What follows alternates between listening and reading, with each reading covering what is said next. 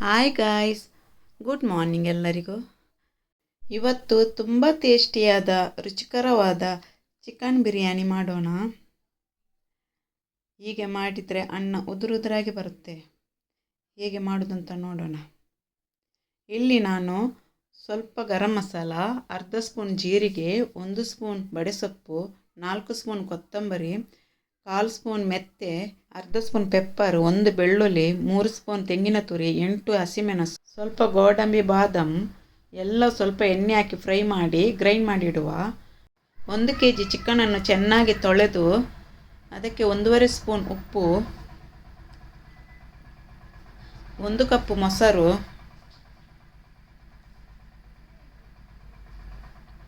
2 spoon ginger garlic paste,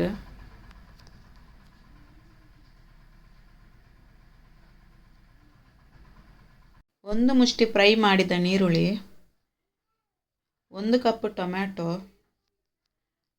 1 cup ಕೊತ್ತಂಬರಿ ಸೊಪ್ಪು, 1 cup ಪುದೀನ ಸೊಪ್ಪು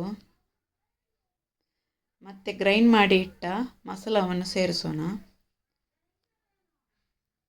ಒಂದ್ಸಲ ಚೆನ್ನಾಗಿ ಮಿಕ್ಸ್ ಮಾಡಿ 1 ಗಂಟೆ ಮುಚ್ಚಿಡುವ.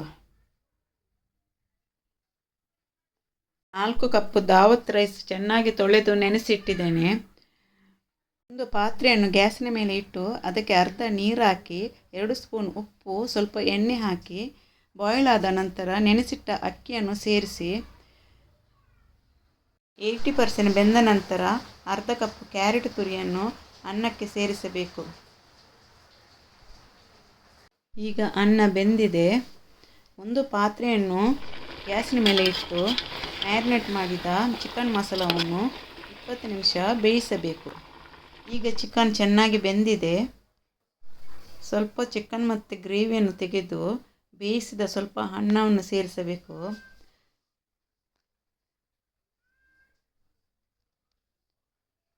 ಫ್ರೈ ಮಾಡಿದ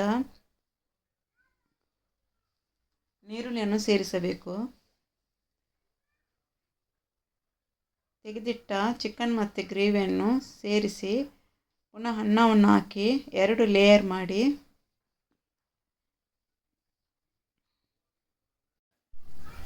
ಅನ್ನದ ಮೇಲೆ ಸ್ವಲ್ಪನೇ ಕಲ್ಲರ್ ಹಾಕಿ ಸ್ಪ್ರೆಡ್ ಮಾಡಬೇಕು. ಮೇಲೆ 3 ಸ್ಪೂನ್ ತುಪ್ಪವನ್ನು ಹಾಕಿ ಫ್ರೈ ಮಾಡಿಟ್ಟ ನೀರುಳ್ಳಿಯನ್ನು ಸೇರಿಸಿ ಪಾತ್ರೆಯನ್ನು ಮುಚ್ಚಿ 15 ನಿಮಿಷ ಸ್ಲೋ ಫ್ಲೇಮಲ್ಲಿ ದಮ್ಮಲ್ಲಿ ಇಡಬೇಕು. ಈಗ ಚಿಕನ್ ಬಿರಿಯಾನಿ ರೆಡಿ. ನೋಡಿ ಎಷ್ಟು ಚೆನ್ನಾಗಿ ಬಂದಿದೆ, ಅನ್ನ ಉದುರುದುರಾಗಿ ಬಂದಿದೆ.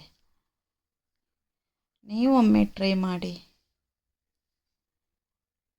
ಇಷ್ಟ ಆದರೆ ಶೇರ್ ಮಾಡಿ, ಲೈಕ್ ಮಾಡಿ, ಸಬ್ಸ್ಕ್ರೈಬ್ ಮಾಡಿ. Thank you.